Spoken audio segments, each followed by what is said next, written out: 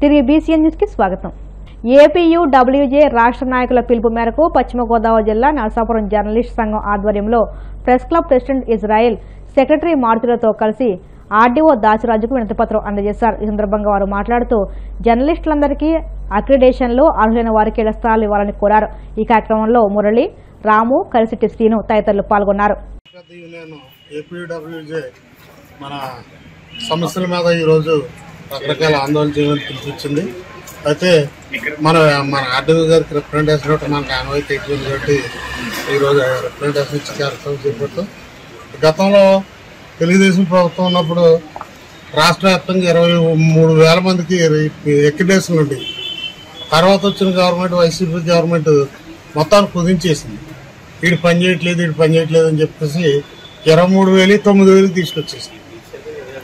పనిచేసి విలేకరులు, print, electronic media అందరినీ కూడా కోతెట్టేశారు. ఎక్రిడేషన్ అనేది ఇవ్వటం వల్ల ఈ గవర్నమెంట్కి వచ్చి నష్టమేమి లేదు. చిన్న కార్డు, దానివల్ల బస్సు ప్రయాణం చేయడానికి ఒక పాస్ ఇస్తాం. బస్సు ఎక్కి మనం విలేకరు చేసే పరిస్థితులు ఏమి లేవు. ఏంటంటే బస్సు పాస్ అనేది, ఎక్రిడేషన్ అనేది విలేకరు హక్కు కాబట్టి అది అడుగుతున్నాం. ఎక్రిడేషన్ కుదించేశారు. అలాగే ఈ గవర్నమెంట్ వచ్చిన తర్వాత సంవత్సరం 4 నెలలు అయిపోతుంది. 3 నెలలకోసారి మళ్ళీ పొడిగిస్తున్నారు. గతంలో 2 నెలలకి ఇచ్చేవారు. ఇప్పుడు అలా కాకుండా శాశ్వతంగా ఎక్రిడేషన్లు అందరికి ఇవ్వాలని చెప్పేసి, అలాగే ప్రధానమైన సమస్య మనందరం స్వచ్ఛందంగానే పనిచేస్తున్నాం, జీతాలే వచ్చేది. కానీ మనం అడిగేది ఏంటి, అర్హులైన వారు అందరికీ ఎక్రిడేషన్తో పాటు ఇల్లు స్థలాలు ఇవ్వమని అడుగుతున్నాం. అవి కూడా ఇవ్వట్లేదు ఈ గవర్నమెంట్. గతంలో చంద్రబాబు నాయుడు గారు పనిచేసినప్పుడు G+2 ఇల్లు విలేకరులు అందరూ కట్టించేస్తామని చెప్పారు. వార్తలు కొట్టుకుంటా ఒక రూమ్ కూడా ఇస్తామని చెప్పారు. వాళ్ళ వార్తలు కొట్టుకుంటా రూమ్ కాదు, ఇల్లు కాదు, కన్ను కూడా ఇవ్వలేదు. తర్వాత వచ్చిన గవర్నమెంట్ అసలు విలేకరులు అసలు చూడలేదు. అలా ఆ వైసీపీ గవర్నమెంట్లో, అంటే వాస్తవం చెప్తున్నాను, నాకేమి ఇష్టం లేక కాదు, వైసీపీ గవర్నమెంట్లో 5 సంవత్సరాలు ఆ ముఖ్యమంత్రి గారు మన యూనియన్ పెద్దలకు అసలు ఇంటర్వ్యూ ఇవ్వలేదు. అంతకుముందు వాళ్ళ తండ్రి గారు 12 సార్లు ఇంటర్వ్యూ ఇచ్చారు యూనియన్ పెద్దలకి, సమస్యల మీద మాట్లాడటం చేయటం. ఆయన రామకృష్ణారెడ్డి గారు ఆయన సలహాదారు ఉండేవారు. ఆయన కూడా మనతో పాటు విలేకరికి మన వాళ్ళతో పనిచేశాడు. మా నాయకులు ఎప్పుడైనా పెద్ద సీరియస్గా ఉన్నారని చెప్పి 5 ఏళ్ళు గడిపేశారు. ఆయన టైంలో అసలు విలేకరులో ఇల్లు స్థలాలు కాదు కదా, దాదాపు 34 లక్షల మందికి రాష్ట్రంలో ఇల్లు స్థలాలు ఇచ్చారు జగన్మోహన్ రెడ్డి గారు. అవి పనిచేస్తాయా, పనిచేవి, ఇల్లు కట్టారు లేదని తర్వాత వాళ్ళు విలేకరు అన్నవాడు ఊసే తీయలేదు. ఇప్పుడు ఈ గవర్నమెంట్ వచ్చేప్పుడు అలాగే నడుస్తుంది. కాబట్టి అటువంటి పరిస్థితులు మార్చి విలేకరులు అందరికీ, పనిచేస్తున్న వాళ్ళందరికీ శాశ్వతంగా ఎక్రిడేషన్లు ఇవ్వాలని, ఇల్లు స్థలాలు ఇవ్వాలని కోరుతూ మన రాష్ట్ర కమిటీ పిలుపు మేరకు ఆర్డీఓ గారికి రిప్రజెంటేషన్ ఇస్తాను. యూరియా కొరత, రైతాంగం ఎదుర్కొంటున్న సమస్యలపై విశాఖలో వైసీపీ నేతలు గళమెత్తారు. వైసీపీ జిల్లా అధ్యక్షుడు కేకే రాజు ఆధ్వర్యంలో వైసీపీ నాయకులు కలెక్టర్కు వినతి పత్రాన్ని అందించారు. అనంతరం ఆయన మాట్లాడుతూ టీడీపీ నేతృత్వంలోని కూటమి ప్రభుత్వం రైతులకు అనేక హామీలు ఇచ్చిందని, సూపర్ 6, సూపర్ 7 రూపంలో ఇచ్చిన హామీలను నిలబెట్టుకోకపోగా రైతులను మరిన్ని కష్టాలకు గురి చేస్తుందన్నారు. తక్షణమే రైతుల సమస్యలను పరిష్కరించాలని ఆయన డిమాండ్ చేశారు. ఈ రాష్ట్రంలోని ఉన్న అన్ని వర్గాల వారి మీద కూడా ఏదో పగతో ఉన్నట్టు, కక్ష కట్టినట్టు ఈ ప్రభుత్వం వ్యవహరిస్తూ ఉంది. ముఖ్యంగా రైతులకు సంబంధించి ఎన్నికలకు ముందు అన్నదాత సుఖీభావ అని, అన్నదాత సుఖీభావ కాకుండా జగన్మోహన్ రెడ్డి గారు ఏదైతే వైఎస్ఆర్ కాంగ్రెస్ పార్టీ ప్రభుత్వ హయాంలో రైతు సంక్షేమం కోసం, రైతు అభ్యున్నతి కోసం, రైతు ప్రగతి పదంలో పయనించడం కోసం, ఆ కుటుంబాలని సంతోషంగా ఉంచడం కోసం వైఎస్ఆర్ కాంగ్రెస్ పార్టీ కొనసాగిస్తున్న, అమలు చేసిన ప్రతి పథకాన్ని అమలు చేస్తాం. అవి కాకుండా జగన్మోహన్ రెడ్డి గారు వైఎస్ఆర్ కాంగ్రెస్ పార్టీ చేసిన రైతుకు లబ్ధి చేసే కార్యక్రమాలు కాకుండా అదనంగా అన్నదాత సుఖీభావ చేస్తామని స్వయంగా ఈనాటి ముఖ్యమంత్రి వర్యులు, ఈనాటి ఉప ముఖ్యమంత్రి వర్యులు చంద్రబాబు నాయుడు గారు, పవన్ కళ్యాణ్ గారు కూడా ఆ రోజు వాళ్ళిద్దరూ కూడా ప్రమాణం చేయడం జరిగింది. చంద్రబాబు నాయుడు, పవన్ కళ్యాణ్ అనే మేము త్రికరణ శుద్ధితో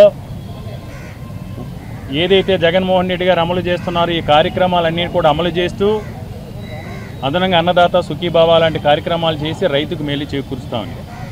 కానీ ఎన్నికల్లో గెలిచిన తర్వాత ఏదైతే జగన్మోహన్ రెడ్డి గారు తీసుకొచ్చారో విత్తు నుంచి మద్దతు ధర వరకు కూడా రైతు భరోసా కేంద్రాల ద్వారా ఈ దేశానికి ఆదర్శంగా నిలిచే విధంగా రైతు భరోసా కేంద్రాలను తీసుకొచ్చి విత్తనాల పంపిణీ దగ్గర నుంచి మద్దతు ధర కల్పించి కొనుగోలు వరకు కూడా చాలా సమర్థవంతంగా కర్షకులందరూ కూడా సంతోషపడే విధంగా కార్యక్రమాలు చేస్తే ఈరోజు రైతు మీద కక్ష కొట్టిన విధంగా నిన్న కాక మొన్న కూడా మనం చూసాం. చంద్రబాబు నాయుడు గారు స్వయంగా నేను ఉండగా ఆయన ఉండగా రైతు భరోసా అనేది ఉండదంట. గారికి మా వైఎస్ఆర్ కాంగ్రెస్ పార్టీ శ్రేణులంతా వెళ్ళి యూరియా కొరత లేకుండా చేయమని వినతి పత్రం అందించడం జరిగింది. ఈరోజు విశాఖపట్నం హెడ్ క్వార్టర్లో మా జిల్లా అధ్యక్షులైన కేకే రాజు గారు, అలాగే మా నియోజకవర్గ కోఆర్డినేటర్స్, జిల్లా పరిషత్ వైస్ చైర్మన్ గారు, మా వైఎస్ఆర్ కాంగ్రెస్ పార్టీ ముఖ్య నాయకులందరూ కలిపి కలెక్టర్ గారికి వినతి పత్రం అందించాము. మనందరము చూస్తే గతంలో జగన్మోహన్ రెడ్డి గారి పాలనలో రైతాంగం పెట్టుబడి నుంచి గిట్టుబాటు వరకు, విత్తనం నుంచి విక్రయం వరకు ప్రభుత్వమే చూసుకొని ఎంతో సంతోషంగా గడిపేవారు. జగనన్న ముఖ్యమంత్రి అయిన 3 నెలలకే ఈ రైతు భరోసా అందించడం స్టార్ట్ చేసి ప్రతి ఏడాది టెన్షన్గా ఇస్తూ 5 ఏళ్ళు కూడా రైతు భరోసా ఇవ్వడం జరిగింది. ఈరోజు చంద్రబాబు నాయుడు గారు ముఖ్యమంత్రి అయ్యాక, ఈ కూటమి ప్రభుత్వం అధికారంలోకి వచ్చాక మొదటి ఏడాది రైతు భరోసా ఎగ్గొట్టిన పరిస్థితి మనందరం చూసాం. 10,700 కోట్లు రైతులకి బాకీ పడ్డారు వీళ్ళు. ఈరోజు రెండో ఏడాది వీళ్ళు 20,000 ప్రతి ఒక్క రైతుకి ఇస్తానని చెప్పి, ఏడాదికి ఇస్తానని చెప్పి 5,000 రూపాయలు మాత్రమే ఇచ్చి చేతులు దులుపుకున్న పరిస్థితి కూడా చూశారు రైతులందరూ. ఇప్పుడు ప్రధానమైన సమస్య యూరియా కొరత. ఈరోజు 85.25 లక్షల ఎకరాలు సాగుకి, ఖరీఫ్కి సాగుకొస్తే దానికి కావాల్సిన యూరియా 19 లక్షల టన్నులు కావాలి. ఆ ఎరువులు 19 లక్షల టన్నులు ఎరువులు కేటాయించాలి గవర్నమెంట్. కానీ ఈరోజు తీసుకుంటే 16.5 లక్షల టన్నుల ఎరువులు మాత్రమే కేటాయించడం జరిగింది. గతంలో జగన్మోహన్ రెడ్డి గారి ముఖ్యమంత్రి కాలంలో ఎక్కడా కూడా ఎరువుల కొరత అనేది ఉండేది కాదు. విద్యార్థులు ఉన్నత లక్ష్యాన్ని సాధించే దిశగా అడుగులు వేయాలని ఏలూరు జిల్లా ఎస్పీ కొమ్మి ప్రతాప్ శివకిషోర్ పేర్కొన్నారు. పెదపాడు మండలం వట్టూరులోని సిఆర్ రెడ్డి ఇంజనీరింగ్ కళాశాలలో మొదటి సంవత్సరం విద్యార్థులకు నిర్వహించిన అవగాహన కార్యక్రమంలో ఆయన ముఖ్య అతిథిగా పాల్గొన్నారు. ఈ సందర్భంగా ఎస్పీ మాట్లాడుతూ విద్యార్థి దశ నుంచే ఉన్నత లక్ష్యాలను ఏర్పరచుకోవాలని, వాటిని సాధించేందుకు పట్టుదలతో కృషి చేయాలన్నారు. మంచి చెడులను గ్రహించి చెడు మార్గాలకు దూరంగా ఉండాలన్నారు. విద్యార్థి దశలో గాడి తప్పితే జీవితం పాడవుతుందని పెద్దలు, టీచర్లు చెప్పిన మాటలు, సలహాలు, సూచనలు పాటించాలన్నారు. కెరీర్ గైడెన్స్ పై అవగాహన ఏర్పరచుకుని ఉన్నత శిఖరాలను చేరుకునేందుకు బాటలు వేసుకోవాలన్నారు. దానికి కావాల్సిన శక్తి చాలా డిఫరెంట్. మనం ఉన్న రోజులు, మనం చెప్పిన రోజులు చాలా నడుస్తాయి. మనం వెళ్ళినా కూడా ఆ స్ఫూర్తి కంటిన్యూ చేయడం, ఆ సిస్టమ్ అక్కడ నిలబడడం అనేది చాలా గొప్ప వ్యక్తులు మాత్రమే సాధించగలుగుతారు. ఏంటా అని ఆలోచించాను నేను. నాకు ఫ్రెషర్స్ డే ఉంది అని పిలవడానికి నాకు మామూలుగా ఫ్రెషర్స్ డే చేసుకోవాలి, ఎవరొకరు చీఫ్ గెస్ట్ పిలిచాలి అనుకుని వాళ్ళు సిఆర్ రెడ్డి మేనేజ్మెంట్ ఆగిపోలేదు. ఒకసారి వచ్చారు నా దగ్గరికి, 2 సార్లు వచ్చారు. అంతేకాకుండా మళ్ళీ ఆయన ఇంద్రకుమార్ గారి గురించి చెప్పాలి. ముఖ్యంగా వాళ్ళకి ఆల్రెడీ ఆర్థిక శృంఖాలు, ట్యాక్సెస్ అన్ని పెంచేసి ఎక్కడో వాళ్ళు యూఎస్లో వాళ్ళ బిజినెస్ అన్ని ఎఫెక్ట్ అవుతూ వాళ్ళ టెన్షన్లో వాళ్ళు ఉన్నా కూడా పని కట్టుకొని నాకు ఫోన్ చేసి, సార్ నేను ఈ మీటింగ్ వల్ల రాలేకపోతున్నాను, మీరు కంపల్సరీ మా ఇన్స్టిట్యూషన్కి రండి, పిల్లలతో మాట్లాడండి అని చెప్పినప్పుడు నాకు ఒకటే అర్థమైంది, ఎంత కేర్ వాళ్ళు తీసుకుంటారు. గొప్ప ఇన్స్టిట్యూషన్స్, దాని లీడర్స్ ఎంతో కేర్ తీసుకుంటేనే అవి అట్లాంటి మంచి ఇన్స్టిట్యూషన్స్ అవుతాయి. And congratulations to all parents and students. నేను చెప్పదలుచుకుంది ఏమంటే, మీకు ఎన్ని కన్స్ట్రైంట్స్ ఉన్నా అవి ఓవర్కమ్ చేసుకొని ఎలా సాధించాలో ఆలోచన చేయండి. అట్లా ఆలోచన చేస్తే ఖచ్చితంగా మీరు విజయం సాధిస్తారు. నెక్స్ట్ ఇంకొకటి ఏం చూస్తాం, ఆ లోగోలో కన్స్ట్రైంట్స్ నుంచి ఆ లోటస్ బయటకు వచ్చింది. లోటస్ బయటకు వచ్చినాక సూర్యుడు వెనకాల వస్తున్నారు. సో మనందరము సూర్యుడు అంటే ప్రపంచమంతా నిద్ర లేచే ముందే ఒక అడుగు మనం ముందు ఉంటే ఖచ్చితంగా మీరు భవిష్యత్తులో ఆ రిసోర్సెస్ని యూటిలైజ్ చేసుకొని మంచి సక్సెస్ని సాధిస్తారు.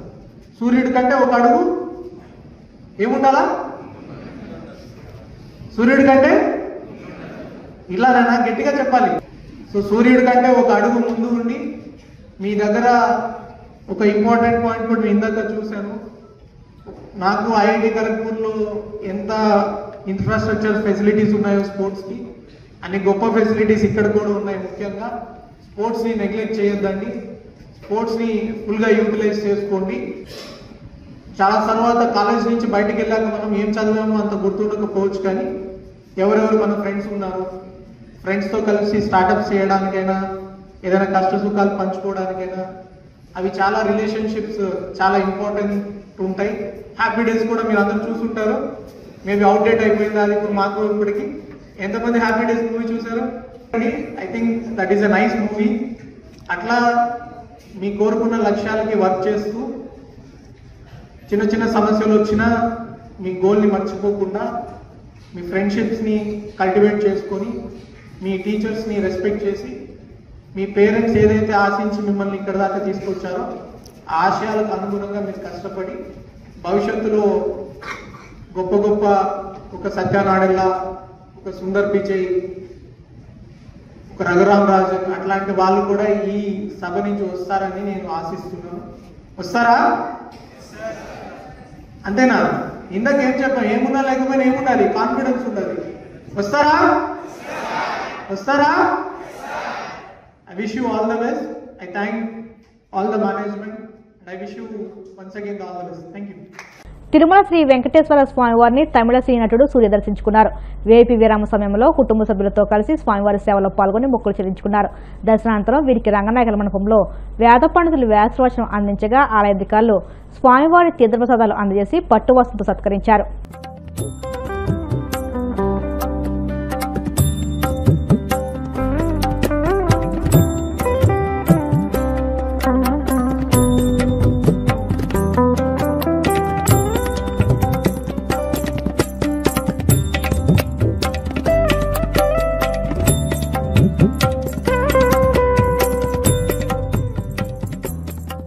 వార్తలు ముగించే ముందు ముఖ్యాంశాలు మరొక్కసారి.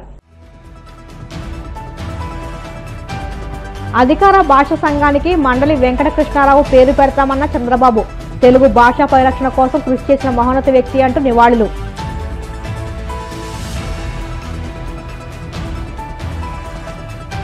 పులివెందుల జడ్పీటీసీ ఉప ఎన్నికకు కూటమి నేతలు కోట్లు ఖర్చు చేస్తున్నారు. వైసీపీ రాష్ట్ర అధికార ప్రతినిధి రాచమల్లి శివప్రసాద్ రెడ్డి ఆరోపణలు.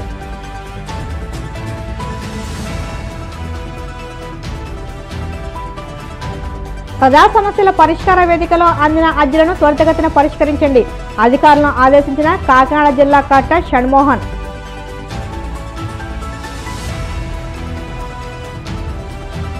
తిరుమల శ్రీవారిని దర్శించుకున్న తమిళ సినీ నటుడు సూర్య. ఆలయ మర్యాదలతో స్వాగతం పలికిన అధికారులు. ఈ వార్తలు ఇంతటితో సమాప్తం. మరిన్ని వార్తల కోసం BCN digital YouTube channel, Facebook పేజీని ఫాలో అవ్వండి. అప్డేట్ వార్తల కోసం ప్లీజ్ సబ్స్క్రైబ్.